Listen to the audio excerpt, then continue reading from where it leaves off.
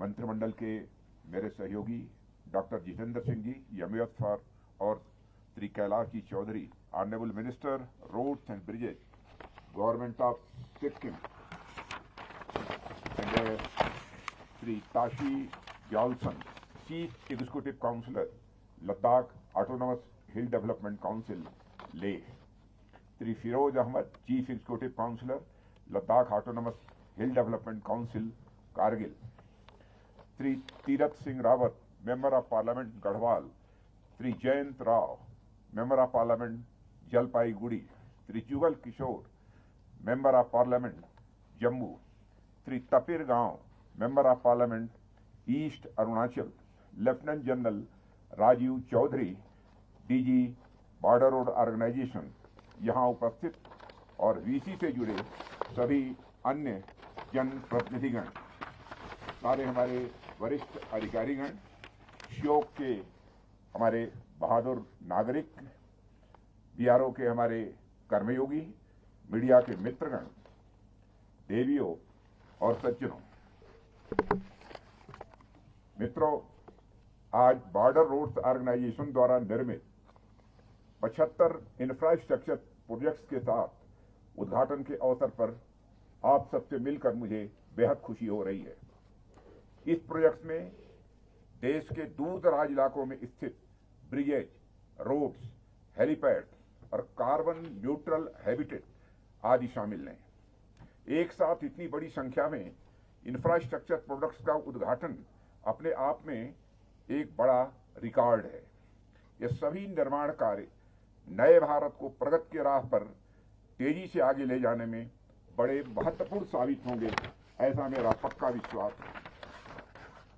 मैं border road organisation, संबंधित स्थानीय लोगों सहित समस्त देशवासियों को इस अवसर पर हार्दिक बधाई देता हूं और इन सारे प्रोजेक्ट्स को मैं राष्ट्र को समर्पित करता हूं। साथियों, आजादी के अमृत महोत्सव के उपलक्ष्य में राष्ट्र को 75 यानी 75 इंफ्रास्ट्रक्चर प्रोजेक्ट्स समर्पित करना बीआरओ की एक नई सोच, नया उत्साह और देश के प्रति जिम्मेदारी की उनकी भावना को दिखाता है। बीआरओ ही नहीं, बल्कि मैं देख रहा हूं कि पिछले कुछ सालों में समूचे देश की सोच में एक बड़ा परिवर्तन आया है, और इसका बड़ा श्रेय यदि मैं किसी को देना चाहता हूं, इस समय जो हमें प्रधानमंत्री के रूप में आदरणीय नरेंद्र मोदी जी का नेतृत्व प्राप्त हुआ है, उनको इसका विशेष श्रेय देना चाहता हूं कि उन्हीं के मार्गदर्शन में देश की इतनी तेजी से प्रगति हो रही है। हमारा पूरा देश नवनिर्माण के कार्य में, नवाचार के कार्य में, नई शुरुआत के कार्य में लगा हुआ है। पहले क्या होता था कि कोई उत्सव मनाने के लिए कुछ कार्यक्रम आयोजित करा लिए जाते थे, कुछ कंपटीशन करा दिए जाते थे, एक दो व्याख्यान भी हो जाते थे और उत्सव की इतिश्री समझ ली जाती थी। साथियों, पर आजादी के अमृत महोत्सव के उपलक्ष्य में राष्ट्र में उत्सव मनाने की एक नई संस्कृति दिखाई दे रही है। मैं पिछले कुछ समय से ऐसे कई इवेंट्स का साक्षी रहा हूं, जहां अमृत महोत्सव मनाने के लिए नई नई चीजें शुरू की गई हैं, नए नए निर्माण कार्य भी कराए गए हैं। रक्षा मंत्रालय के अंतर्गत यदि हम देखें तो कुछ समय पहले naval innovation and indigenisation organisation और डिफेंस इनोवेशन ऑर्गेनाइजेशन द्वारा 75 नए प्रोडक्ट्स और state of the art technologies के लिए चैलेंजेज ओपन किए गए हैं। हाल ही में डिफेंस एक्सपो 2022 में मिशन डेफ स्पेस के तहत 75 चैलेंजेज स्पेस से संबंधित टेक्नोलॉजीज के लिए ओपन किए गए। साथियों, बीआरओ ने भी कुछ समय पहले 75 बीआरओ कैफे ओपन किए थे, जिसका उद्घाटन मैंने स्वयं किया था, और आज बीआरओ द्वारा राष्ट्र को 75 नए इंफ्रास्ट्रक्चर प्रोजेक्ट का समर्पण किया जा रहा है। इसी तरह बाकी क्षेत्रों में भी विभिन्न मंत्रालयों और विभागों द्वारा आज़ादी का अमृत महोत्सव मनाने के लिए कई प्रकार की शुरुआत की गई है, जो नए भारत की नई और रचनात्मक सोच को यह दर्शाता है। साथियों, देश जब एक नई ऊर्जा, नई सोच और उत्साह के साथ नई यात्रा शुरू कर रहा है, तो निश्चित ही यह दुनिया में अपना एक नया स्थान प्राप्त करके रहेगा, ऐसा मेरा पक्का विश्वास है। और इस यात्रा में बॉर्डर रोड ऑर्गेनाइजेशन की बहुत ही महत्वपूर्ण भूमिका होने वाली है। साथियों, आज जिस श्योक नदी के किनारे हम सब यहाँ पर उपस्थित हैं, मुझे बताया गया है कि इसे रिवर ऑफ डेथ यानी मृत्यु की नदी भी कहा जाता है। पर इस नदी पर अत्यंत कठिन परिस्थितियों में पुल का निर्माण कर आप सभी ने इस इलाके में एक नया जीवन भर दिया है। वैसे मानव सभ्यता का इतिहास अगर हम देखें तो पाएंगे कि प्रारंभ से लेकर अब तक मानव का पूरा संघर्ष मृत्यु पर विजय करने का रहा है और उसके लिए सतत मनुष्य प्रयत्नशील रहा है। एक तरफ मानव ने मृत्यु को अवश्यंभावी मानकर इसकी अनिवार्यता को तो स्वीकार कर लिया, परंतु दूसरी ओर जीवन के विस्तार के प्रयास में भी अनवरत मनुष्य लगा रहा। मानव अपनी अब तक की यात्रा में जितना ज्ञान विज्ञान का निर्माण कर पाया है, जितना खोज अनुसंधान कर पाया है, जितनी टेक्नोलॉजिकल एडवांसमेंट हासिल कर ली है, उसके पीछे देखा जाए तो अधिक से अधिक जीवन और बेहतर जीवन जी लेने की ही अभिलाषा रहती है। पहले मानव की लाइफ एक्सपेक्टेंसी कम हुआ करती थी, तरह तरह की बीमारियों से उनकी मृत्यु हो जाया करती थी और उसके लिए मानव ने एंटीबायोटिक्स की खोज की। अभी कुछ समय पहले मानव को वायरस का सामना करना पड़ा, तो उसके लिए भी मानव ने एंटीवायरल वैक्सीन की भी खोज कर डाली। अनाज और दूध के ऊपर शोध करके, रिसर्च करके मानव ने उनका प्रोडक्शन बढ़ाने की भी एक नई विधि निकाली और भूखमरी से निजात पाने और अधिक पोषण प्राप्त करने का भी मनुष्य ने प्रयास किया है। साथियों, इसी तरह अनेक चीजें हैं जिन पर रिसर्च कर मानव ने अपने जीवन को लगातार बेहतर बनाने का प्रयास किया है। विभिन्न टेक्नोलॉजी द्वारा कनेक्टिविटी में भी बढ़ोतरी का प्रयास मानव जीवन को सुदृढ़, सुरक्षित और बेहतर बनाने का ही यह प्रयास है। ऐसे में मृत्यु की इस नदी पर 9 जीवनदायी ब्रिज का निर्माण कर आप लोगों ने मानव सभ्यता की इस तथ्य की पुष्टि की है और अपने साहस, पराक्रम और पुरुषार्थ का आप सब लोगों ने परिचय दिया है। इसके लिए भी मैं आप सबको अपनी तरफ से हार्दिक बधाई देता हूं। शून्य से नीचे के तापमान और अत्यधिक ऊंचाई की अनेक चुनौतियों के बावजूद हमारे बॉर्डर रोड ऑर्गेनाइजेशन के कर्मियों के धैर्य, दृढ़ संकल्प और आप लोगों की कर्मठता ने यह महत्वपूर्ण कार्य कर दिखाया है। इसके लिए मैं आप सभी को पुनः हार्दिक बधाई देता हूं। साथियों, अपनी शुरुआत से ही दूर दराज के इलाकों में रोड्स, टनल्स और अन्य बुनियादी ढांचे का निर्माण कर राष्ट्र की प्रगति में बीआरओ अपनी महत्वपूर्ण भूमिका का लगातार निर्वाह कर रहा है। पर पिछले 6-7 सालों में बीआरओ ने जो उपलब्धियां हासिल की हैं वह अपने आप में अभूतपूर्व हैं। इसके लिए मैं बॉर्डर रोड ऑर्गेनाइजेशन की तहे दिल प्रशंसा करता हूं। अपने पिछले कार्यकाल में भी मैं लगातार आप लोगों के कार्यों से अवगत होता ही रहता था, वह चाहे कैपेसिटी और कैपेबिलिटी बिल्डिंग के आपके प्रयासों अथवा नए नए विश्व स्तरीय निर्माण कार्यों जैसे अटल टनल रोहतांग का निर्माण हो, चाहे कैलाश मानसरोवर मार्ग का निर्माण हो, चाहे जोजिला पास को चालू रखने की अवधि बढ़ानी हो, चाहे कुछ समय पहले राष्ट्र को कभी 54 ब्रिजेस का, कभी 43 ब्रिजेस का, तो कभी 27 प्रोजेक्ट्स का डेडिकेशन हो।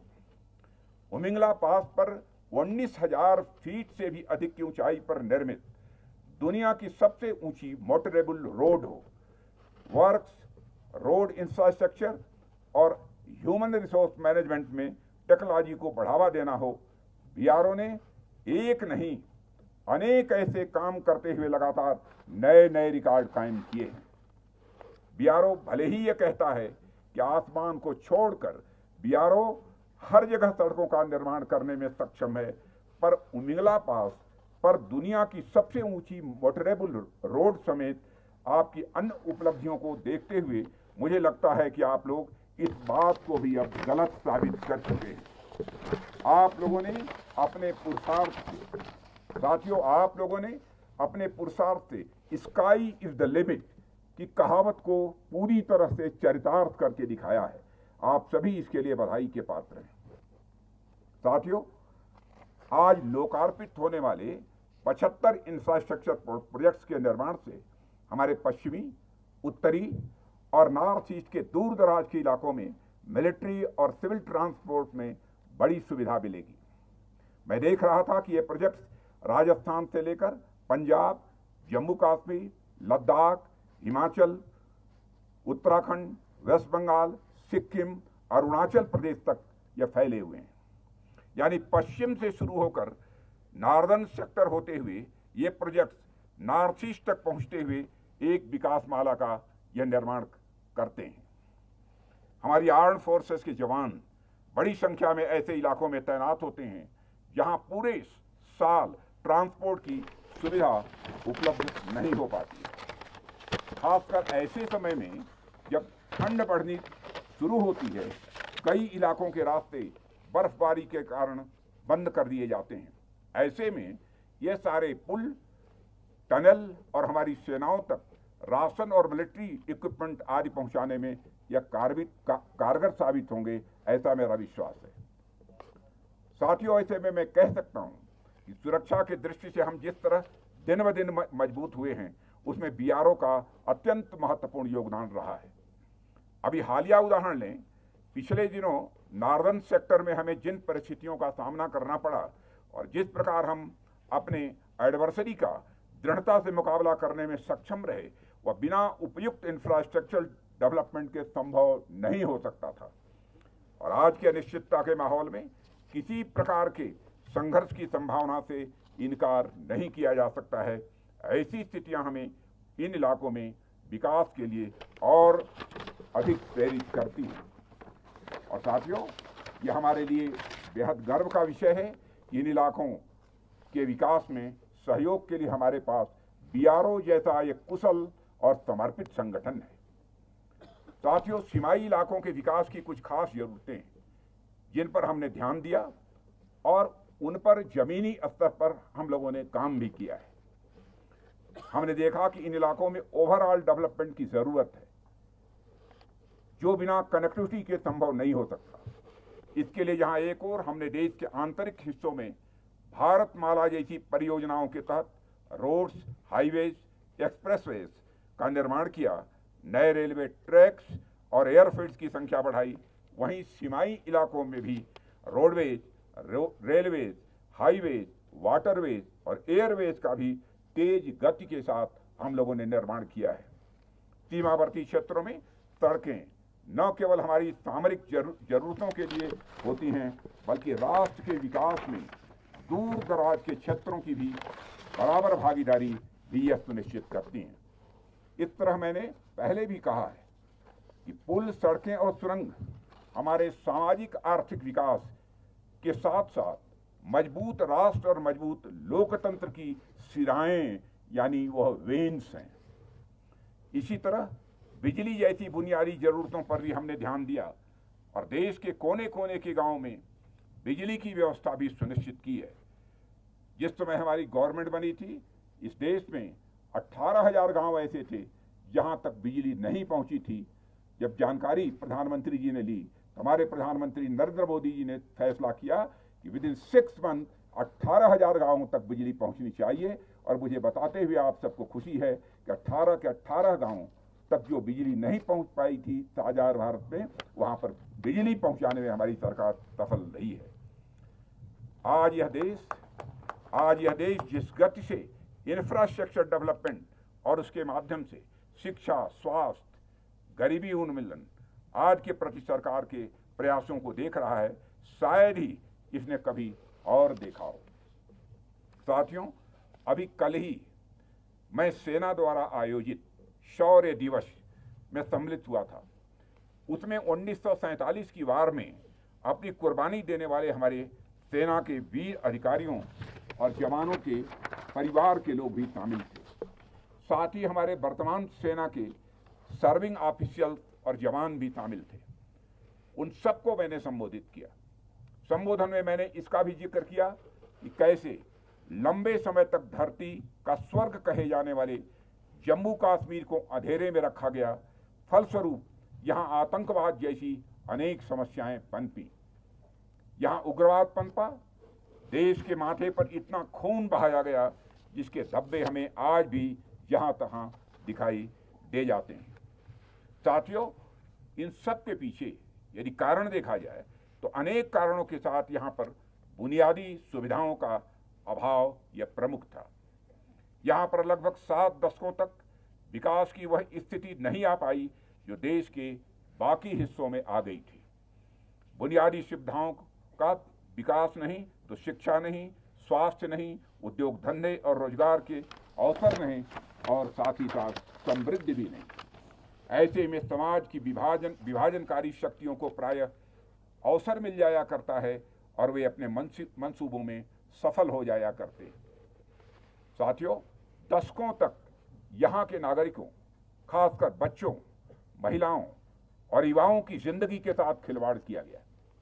उन्हें शिक्षा और रोजगार के मौके उपलब्ध नहीं कराए गए। जिन हाथों में कलम और कंप्यूटर होने थे, उन हाथों में गोले, बंदूक और मोर्टार थमा दिए गए।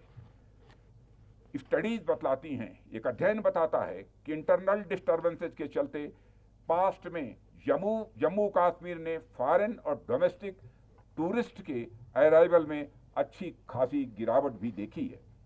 जाहिर है इसका नतीजा केवल जम्मू कश्मीर ही नहीं बल्कि लद्दाख और पूरे राष्ट्र को भी भुगतना पड़ा है। इस इलाके में देश भर से जाने कितने जवानों की जानें भी गई हैं, जाने कितने घर उजड़े हैं, जम्मू और कश्मीर और लद्दाख के अंदर भी और साथ ही साथ बाहर भी। पर मुझे ये कहते हुए बेहद खुशी होती है कि देर आए दुरुस्त आए। देर से ही सही पर जम्मू कश्मीर में भी विकास की धारा अब बह निकली है। सरकार के अथक प्रयासों से इस इलाके में उम्मीदों की एक नई सुबह हुई है। मुझे मालूम है कि प्रातःकाल में विकास का सूरज अभी धीरे धीरे चल रहा है, पर वह दिन दूर नहीं जब यह पूरा इलाका विकास की रोशनी से जगमगा उठेगा। कनेक्टिविटी की सुविधा से इस इलाके समेत देश के बाकी दूरस्थ इलाके भी शेष भारत से और मजबूती के साथ जुड़ेंगे और राष्ट्र को प्रगति के पथ पर अग्रसर करने में अपनी महत्वपूर्ण भूमिका वे निभाएंगे। इन सब में बीआरओ का भी बड़ा अहम योगदान होगा, ऐसा मेरा विश्वास है। साथियों, देश हर दिन बीआरओ की नई उपलब्धियों के बारे में सुन रहा है। यह बीआरओ के कर्मियों के डेडिकेशन यानी समर्पण, कमिटमेंट और lieutenant general Rajeev Chaudhary DG BR के दूरदर्शी व कुशल नेतृत्व के द्वारा ही यह संभव हो सका है। लेफ्टिनेंट जनरल चौधरी देखन में छोटे लगे घाव करें गंभीर वाली कहावत वो चरितार्थ करते हैं। यानी जब से अपने बीआरओ का कार्य संभाला है, मैं देख रहा हूं यह नित नई ऊंचाइयां छू रहा है। यह स्वतः आपकी निष्ठा, समर्पण और कर्तव्य परायणता का यह प्रमाण है। इसके लिए आप सराहना के पात्र हैं। मैं हमारी armed forces, department of defence और एमओडी को भी इन उपलब्धियों के लिए बधाई देता हूं। मैं आप सभी से सदैव नव निर्माण में रत रहने का आह्वान करता हूं। हम सभी हमेशा कुछ नया करते रहें और राष्ट्र को नई ऊंचाइयों पर ले जाएं, यह हमारा उद्देश्य होना चाहिए। अंत में ज्यादा कुछ न कहते हुए मैं एक बार फिर आप सभी को के सम्मिलित प्रयासों की यहाँ मैं सराहना करता हूँ और मैं इन इंफ्रास्ट्रक्चर प्रोजेक्ट्स के उद्घाटन के अवसर पर आप सभी और समस्त देशवासियों को बधाई देते हुए अपना निवेदन यहीं समाप्त करता हूँ। आप सबको बहुत बहुत धन्यवाद।